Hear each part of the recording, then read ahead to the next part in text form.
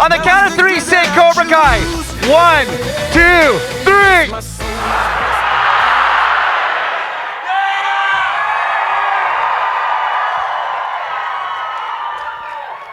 We'll have you. Perfect. Well, grab a seat right there. Oh, you guys are awesome. Are we in the right seats? Marty took the seat. Marty's going to interview us. Thank you very much. Another day, another dollar, you know. Welcome to Utah. We're so excited to have you guys here.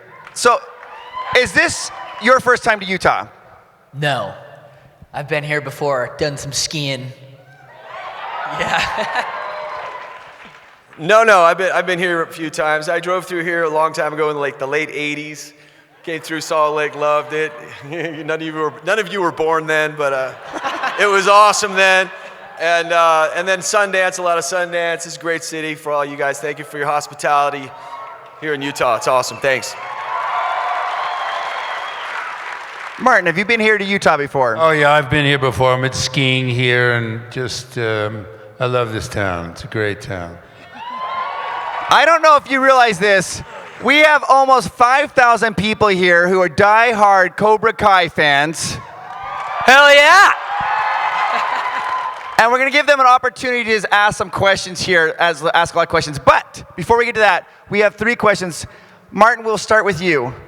You've played the ultimate bad guy, the one that we love to hate. And we just want to know, how do you channel that energy so when it comes across on screen, I mean, people just really want to hate you, even though you're so kind in real life? Well, first of all, we have to understand that John Kreese is not a villain. He's just misunderstood.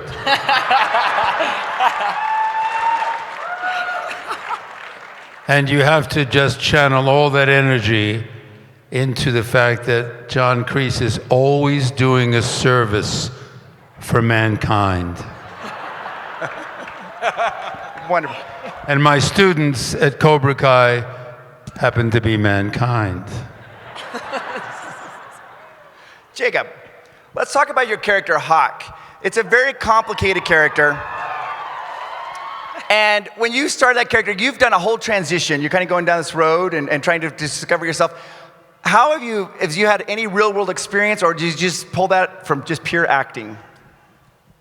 I was bullied quite a bit when I was a younger kid. So I definitely related to that in a lot of ways. I am not as badass as Hawk is, unfortunately. So that's more just who I aspire to be. If I could just be my unequivocal self, I think I would just punch everybody in the face. I think that's... No, but the character's really fun. I love everything that the writers give me. I couldn't be happier with the role. It's freaking badass, you know? There you go.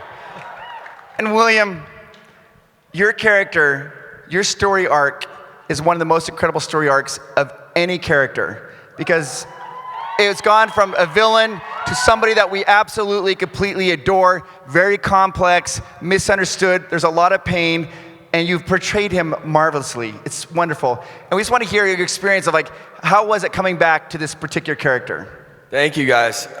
Thank you.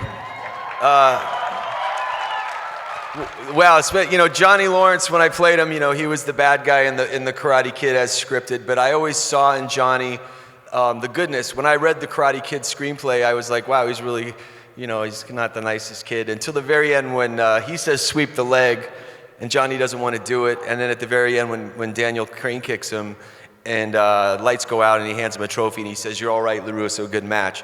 So when I read the first movie, that was the part that I identified with, and I said, oh, so he's not really all bad. He just had not a bad teacher, just a teacher. A misunderstood I would say not a bad teacher. Misunderstood. He's still working his things out. But so for me playing Johnny, that was the way me as the actor, as the person, Billy Zapka, could step into the skin of Johnny Lawrence, was to hold on to that ending. So and that ending and that redemptive moment in the end is really the seed of what Cobra Kai is. Yeah. And now you put in a few decades in between that crane kick and all that, and now you pick him up today where he is, and I'm having a blast playing him. I love it, being out of touch with today's technologies and still stuck in the past. There's something really refreshing about it. I think all guys my age in our group, we were there before it was the internet. We were there before everybody had a cell phone. It was fresh. It was awesome. There was rock and roll. There was T-Birds and Firebirds and Trans Ams and babes, man, and beer. And that's all there was, dude. So, how do you not love playing that? And I'm having a ball with it to bring all the different colors, and the writing on it's amazing. So, here we are. Wonderful. All right, let's go to your questions right up here. I like that Trans Ams and babes. Trans Ams and babes. Over there. So I do love Cobra Kai, but my question is actually for William Zabka about How I Met Your Mother. Because you also got to play yourself in the final season of that show. And it's just so much fun to watch. So what was that like for you to get to be a part of that production, that show? Yeah, thank you. Great question. Thanks for all the How I Met Your Mother watchers out there. I was a huge fan of the show already, and they teased along the way that Barney Stinson thought Johnny Lawrence was the real hero of the Karate Kid, So I tracked that, and I thought it was fun. I think at one time during I think it was the 9 seasons, they were maybe going to put a poster of me in one of his old childhood home or something, and I was so excited they were going to use my poster. Fade Out, it was season 8, and they called and they said they had a part for me on the show to be myself. And I got super excited, and I said yes before I read the script. Then they sent me the script, and if you saw it, you see the first episode I'm in, I play a clown, all right? So I have no lines. I got, a rubber nose and hair. I mean, anybody could have done this part. I'm like, what a safe way to bring me on television, Like, don't give me any lines and stick me in a clown suit. So I went into that, and then of course Ralph got on board, and we just had a blast with it. Those guys were great. What a welcoming crew and bunch of fun folks. Neil Patrick Harris and Jason Segel and Josh Radner and Kobe. All of them, I just owe them so much. It was a great experience. And then they gave me a big arc on season 9. But it's a trip being there, on a show like that, and they have these table readings where all the actors are in a big circle, and you got the names of, so there's Neil Patrick Harris, and there's his tag that says Barney Stinson, and Josh Radner, Ted Mosby, and then it comes to my name, and it's Billy Zabka as himself, right? And I'm like pinching myself, and I'm like, how the hell am I here, man?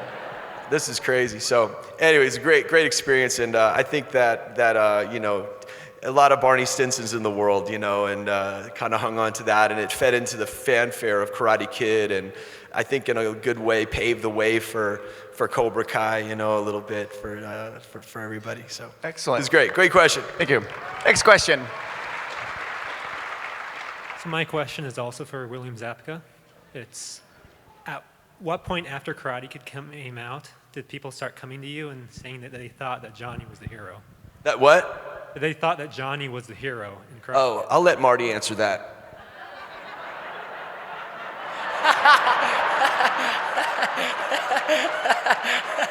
When did you get that on the internet? Yeah, repeat that question so I really get He wasn't it. listening. I was listening, but I need you to say it again. How long after Karate Kid came out did people start thinking that Johnny was the hero in the movie? Well, I always knew. I always knew that he was the hero. And for 35 years, I've known he's the hero. So, there's only one Karate Kid. And he's the blonde boy over there. Can I tell you? Thank you, Sensei. As far as I think it took a minute. I think people were, after the Karate Kid came out, nobody was doing the reaction to the crane kick, in the parking lot. So everybody was doing the crane kick. There wasn't kids in the park. The kids weren't running out going, yeah, I got my ass kicked. So it took a minute for somebody to figure out that, first of all, it was completely illegal. And then thanks to replays and they watched it again and they could see the nuance in it. The truth about that is John. The thing that was great about Karate Kid is there's so many colors. These were all not two-dimensional characters, and so I think people keyed into the fact that Johnny was maybe misguided. And as you grow up and you realize somebody steals your girl, takes the first shot, and douses you with a water hose. You know what I'm saying? What are you gonna do? And if you're trained by this guy, so I have to. We've had 14. This is our 14th show.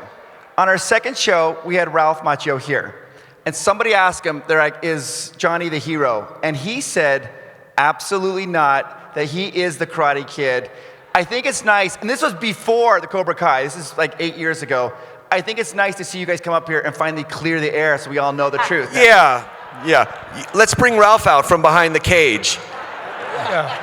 Just kidding, Ralph. Next question.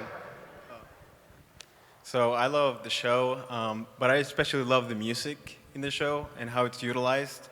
I was just wondering if any of you have any particular scene that you really like where the music was used, or if you have input on the music editing. Didn't you play your theme at Whiskey Go-Go or whatever? Yeah. That was, so we have great composers that write these, there's some Cobra Kai albums out, soundtracks that I really recommend you get. These guys are wicked, really talented. They're really guys, freaking sick. creating all these new fresh songs. As far as the 80s and the throwback retro songs, I mean, I feed on those generally anyway, so they're in my playlist. But the guys that created the show really come up with those things. I love the REO Speedwagon bit. I like the Here I Go Again on My Own, the music video with Carmen and Johnny. Yeah, I like that too. Yeah, the music. You like that too? Easy, Hawk. I actually think that, the choices, these two young composers are brilliant. And I'm really into soundtracks more than as much as rock and roll. And the choice of bringing in, it felt so comfortable to be bringing me in to the sound of Ennio Morricone, the old good and the bad and the ugly, Fistful of Dollars, that twanging sound of the villain of Clint Eastwood and all those films. Now they did that. They did that without, I never knew, and I love it. And every time you hear it, you hear that music, and it makes me feel like the man with no name. And it's wonderful. Their choices are really terrific. Excellent. Next question. I wrote my question on my newfangled flip phone here, so just bust that out. Cobra Kai is the best show currently airing. That being said, you've all done so many great roles, and I'm curious to know which role is the one you're the most proud of and why. And if it happens to be Cobra Kai, that's a hell of a good choice. But if it doesn't, I'm curious to know what your favorite role has been. Good. Yeah, my guest star role on Parks and Rec. That was. No, honestly, I would definitely say Cobra Kai. I've loved all the roles I've gotten to play, but I think this one has definitely been the most challenging. I've gotten to do the most. I love being able to do all the stunts. Definitely Hawk. That's been by far my favorite, for sure. Cool. Wonderful. I don't know, man. I mean, how do you not say Johnny Lawrence? It's been a dream, come around full circle. If Cobra Kai wasn't here, I could pull some other ones out too. But to be able to go and play him now, and dig and bring all the 30 years with him and everything, it's the highlight of my acting career. And they're writing such great, amazing things. So there's hands down, it's that, yeah. Okay. I think that I love Westerns. So when I did Wyatt Earp with Kevin Costner and Larry Kasdan, I mean, I actually cried when I left the set. It was so much the epiphany of what you want to do with your career. Everybody cares about the genre, and such a good director. And same thing with The Gambler. I did the last installment of The Gambler with Kenny Rogers and played a real live character from the Wild Bunch. It's just, I think, period pieces. If I didn't have those two, I would say Cobra Kai also. The depth that they write John Kreese now, you can't beat it. Can't beat it. Now, Cobra Kai is so interesting because there's already a built-in fan base. But Jacob, this question's for you. You and your castmates have attracted a new audience to the Karate Kid franchise.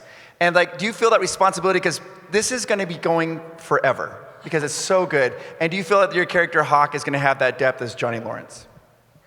I don't know. There's something Marty would always tell me. He'd be like, "You remind me of my champion."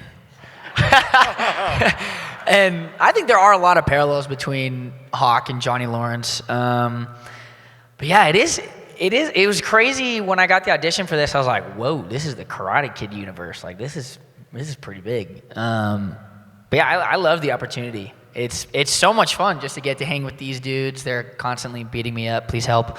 But it's fun. I really love being a part of this show and a part of this universe. And everyone is so freaking cool. Yeah. But yeah.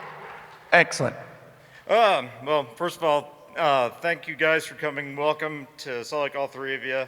I have an interesting question. If Cobra Kai was not just a dojo, but an entire army, who would be some of your like top choices as far as like actors, male and female, in various action movies? Who on top of your head would you love to be part of the Cobra Kai army? Bill Murray. Yeah. No hesitation. And he can make the rest of the decisions. Yeah. Love Bill Murray. That's the first one that came to mind. And you guys could all be in it. Yeah. And by the way, Cobra Kai actually is a real dojo. It's not just a television show. Next question. Guten Tag. I don't speak German. I'm sorry. My question would be, if there is an end to Cobra Kai, what would be some of the roles you'd like to do afterwards? Like a rom-com or another action film? I want to do a rom-com with Billy Zabka. I think that would be suiting. We're working on that now. Oh, that's a good question. You know, when you're working and you're doing something, you're so deep in it and so entrenched in it, you don't even, I don't really think about that. I'll see something will come next, you know. But I'm pregnant with, you get pregnant with these roles and these storylines, you know. So I was like, where is that going? so to speak. That's the rom-com that we're talking about. Oh, yeah. Sorry. It's experimental. That's the first I've ever heard that term used that way. You're pregnant with a role, so I like that. Great question, but if you have any ideas, please send it to my agent. Deal. Yeah, I think I personally would love to do a real good psycho western, you know. I'd like to employ these two as drifters from space. With the same characters from Cobra Kai dropping into my little prairie house in Taos. I would be in your Western, Marty. He's not kidding, by the way. Oh, yeah, I think I'd love to do just a cool, like, action movie. Just like Jason Bourne, but he's a short white guy. I think that would be really cool. Yeah, Jason Bourne. Go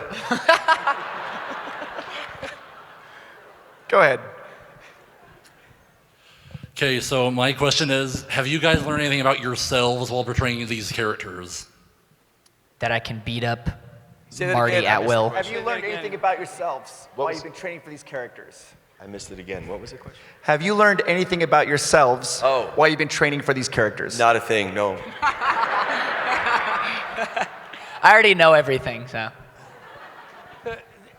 As part of, ask me that again, because the echo. Have you learned anything about yourself?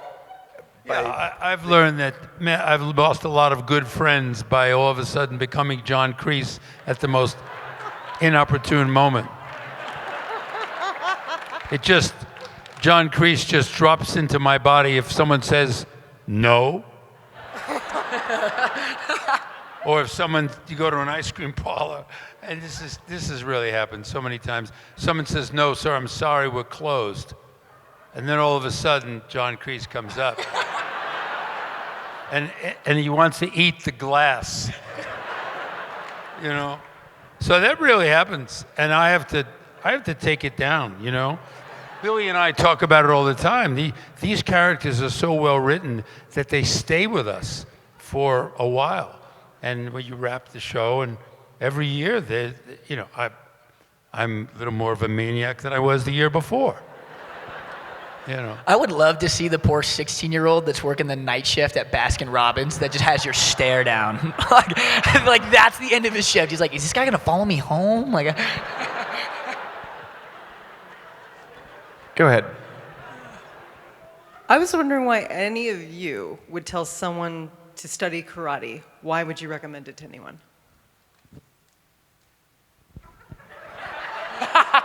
Why would we tell somebody to study karate? That's a real question. Well, I mean, martial arts, are there any? I'm sure there's a lot. Raise your hands if you're a martial artist in this room. Okay. So, martial arts it's you learn to fight, not to fight. That's like the theme from the Karate Kid, but it really does teach you discipline, self-discipline, respect, balance, all those good things that really, confidence, self-confidence, especially for kids. And as adults, one thing about learning a martial art is you have kind of a weapon, but you know that you don't need to use it. And a lot of, when my younger days before I knew martial arts, I'd be more prone to get into a fight because it's a little bit of ego, a little bit of puffing up, right? But when you learn how to de-escalate situations, walk away from situations, and it's just great training. It's great for your core. It's great for your, your overall health, and it's just a great art. Be stretched out and everything. So pre-Karate Kid and post-Karate Kid, I can't imagine my life without martial arts. I can't imagine not having that, and I teach that to my kids, and so I recommend it. Just get into it. Find a good school. There's a lot of what they call Mick dojos that hand out black belts in 3 weeks. Try to find a good school, but it'll change your life. It really will change your life. Anybody that's been bullied, anybody that's overcome something, it will give you the tools to do that with the right system and the right teacher. So I'm all for it. I think it's the greatest thing ever.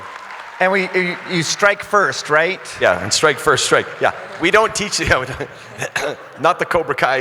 That's what the show's doing so well, is showing the balance between strike first, strike hard, and the defensive Miyagi-Do, paint a car style. You could. It's also good for that if you want to paint some cars and some fences, I suggest. Go ahead.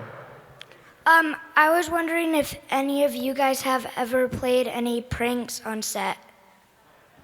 I tried to sell Billy's backpack for $3 today. I stole Jacob's phone a few minutes ago, and I did sell it.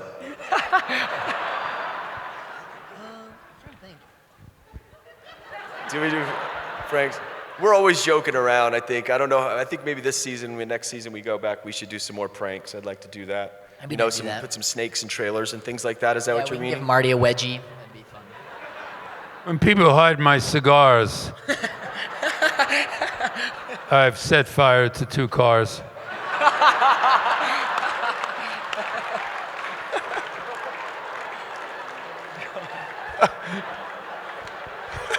Arson. It's fun.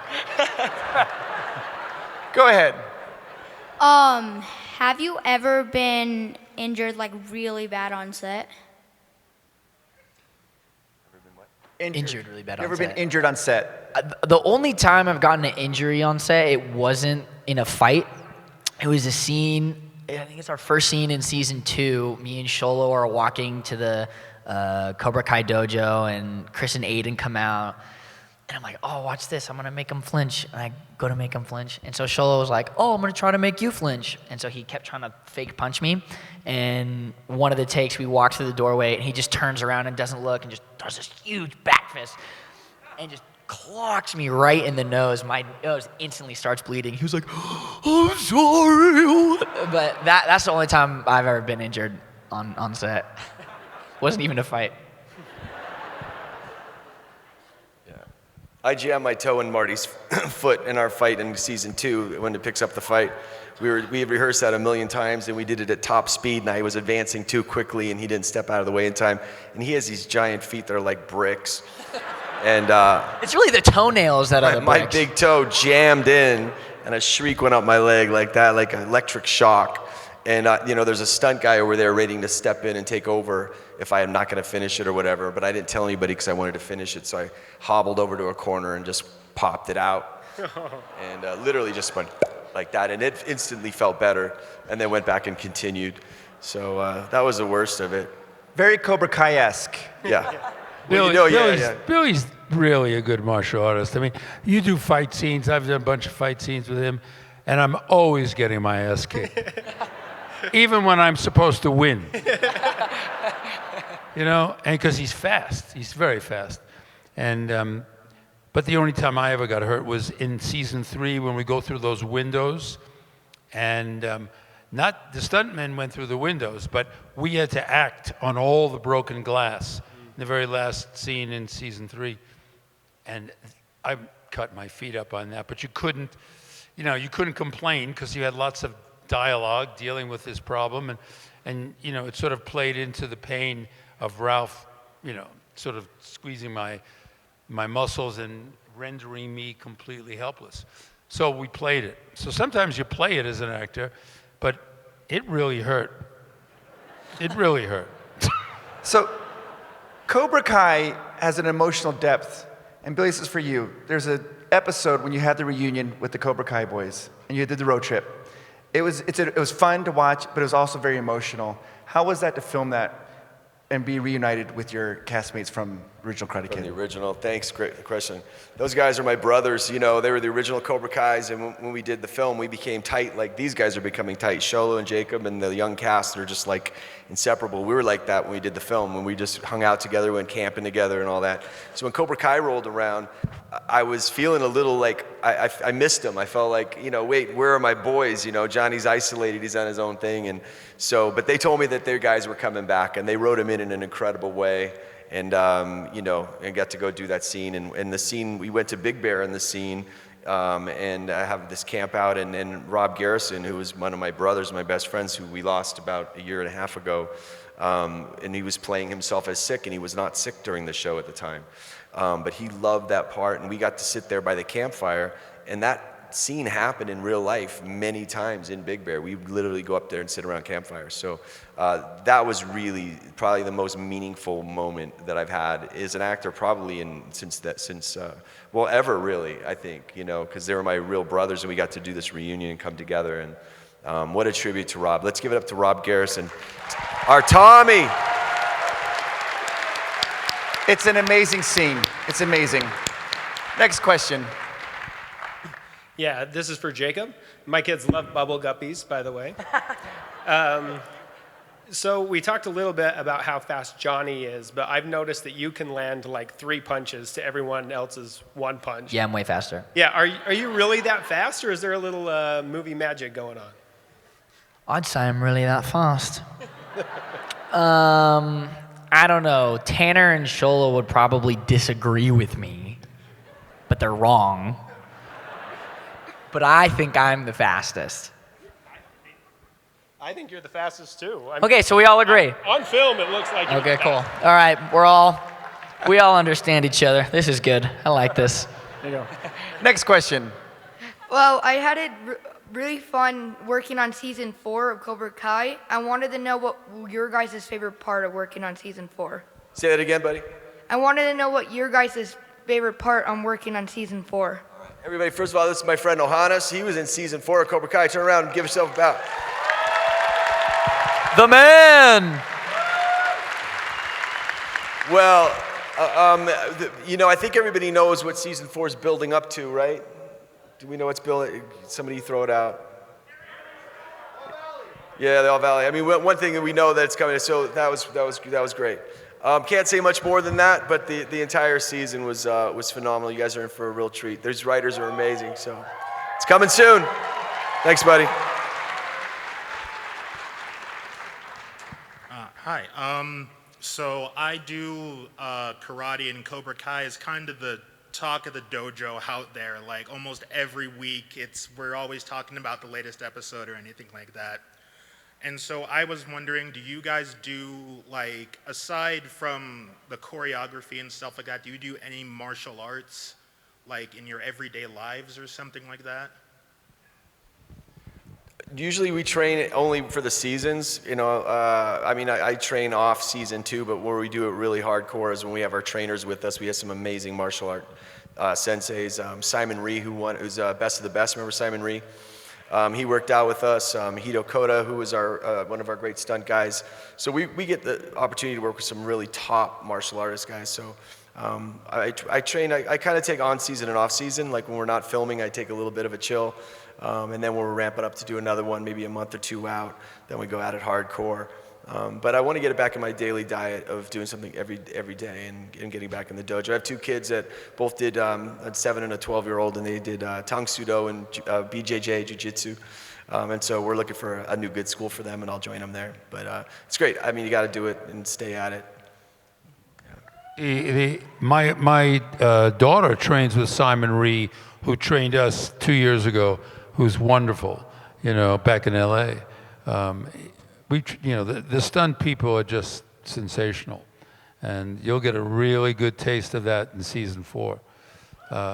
Yeah, they're really wonderful, and we had the luxury of training, like when we did season 2, we trained all the way through for the big fight scene that actually happened in episode 1, the continuation of what happened if you can remember, and when I meet Billy, and then there's a big fight. We actually trained all the way through season 2, even though that was a continuation of the fight, episode 10, and became the fight of season 2, episode 1. So we have the luxury of training the whole season, but sometimes the Sholo and Jacob, they've trained 2 or 3 days. And I'm always amazed on how good you fight with such short preparation. That locker room scene in the high school, the fight in the house, in Ralph's house, just brilliant stuff. And I'm always amazed on how well they get it. They're just, sometimes we have a lot of time and sometimes we don't. Excellent. Next question. Hi, my name is Cheyenne, and I was just wondering, my question is for William. What was it like working with Peyton List? Well, I don't have many scenes with Peyton List, but she's awesome. She was in the dojo. She came in the first time. She came on the show in season 2, and she's turned into one of our rock star, badass Cobra Kai. So she's awesome. I know Marty had much more with her last season with her when. So you could talk to that more, because I didn't get a chance. I want some more scenes with her. She's amazing.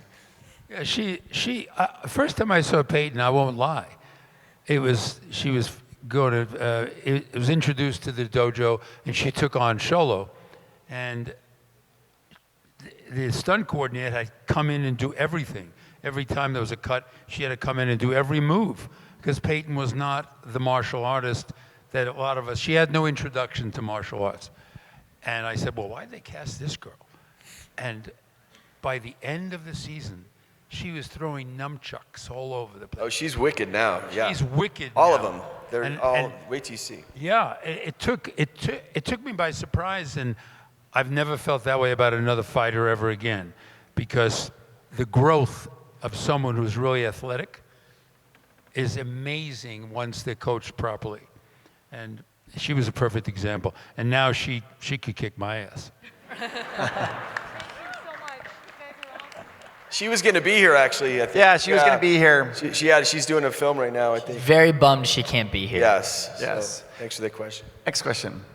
Hi, my name's Madison, and I just want to say I'm a huge fan of the show, and I really appreciated your input about karate that you just said just now, because I personally do take karate. But anyways, my question for you guys is, personally, but like not character-wise, do you think it was a good idea for Cobra Kai to reopen? To reopen? Yeah. I think it was a good idea. Yeah, I think it is too. Theory. They might have changed the name. Would have been a short show if they hadn't done Cobra. that. Actually, it was a great question, because when they told me that Johnny's going to open up Cobra Kai, I said, wait a minute, why is he going to open up Pandora's box? That's the snake that bit him. Everything bad's going to come out. But the reason why he did it is because that's all he knew. That was when he was on top of his game, and that's the only training he ever had. So he goes back to the well, and sure enough, he opened up Cobra Kai, and it is Pandora's box, and the universe has expanded, and now we've got warring dojos, and we even have an Eagle Fang karate. If anybody wants to sign up, we're meeting on the corner of Reseda and Victory on Thursdays. And we're running through glass and hitting barbed wire. I think that's more of like a, are you on Johnny's side or not? Because I think if you're on Johnny's side, you'd be like, yeah, I trust him to open up Cobra Kai. Let's go for it. I think it would have been fine, you know, if it was not in the valley, if he didn't do it right down the street from where Daniel LaRusso lived, so Daniel could drive by and not be happy about that, you know. Maybe things would have gone a little better, you know. But still, he was out there, so they were going to end up in the tournament someday, and he was going to come take credit for it. So, you know, it's impossible to answer that as Billy. You realize that. We have time for one more question, but before we get to that question, you guys have an opportunity. You can come meet them and get photo ops with them after these panels. Go check them out. They are so lovely and friendly to talk to. Make sure you have a chance to get autographs or photo ops with them. They would love that. Let's get to the last question right here. This one's for Hawk. How long did it take to draw your tattoo on your back? So it's basically a huge temporary tattoo that's in 3 pieces, and when they're trying to put it on, they usually have music going in the makeup trailer, and so it's really hard for me not to dance.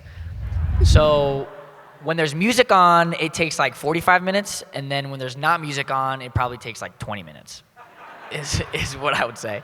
But it's fun. I love it. Whenever I wear it, I usually keep it on for a couple days, and then I'll like walk in the mirror and kind of like do that every once in a while. And they crank the music because when they put it on his back, he's screaming.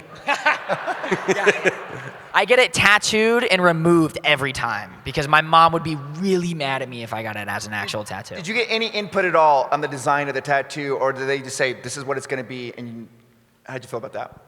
I didn't know that there was a hawk until I was in the audition room. I thought it was just Eli.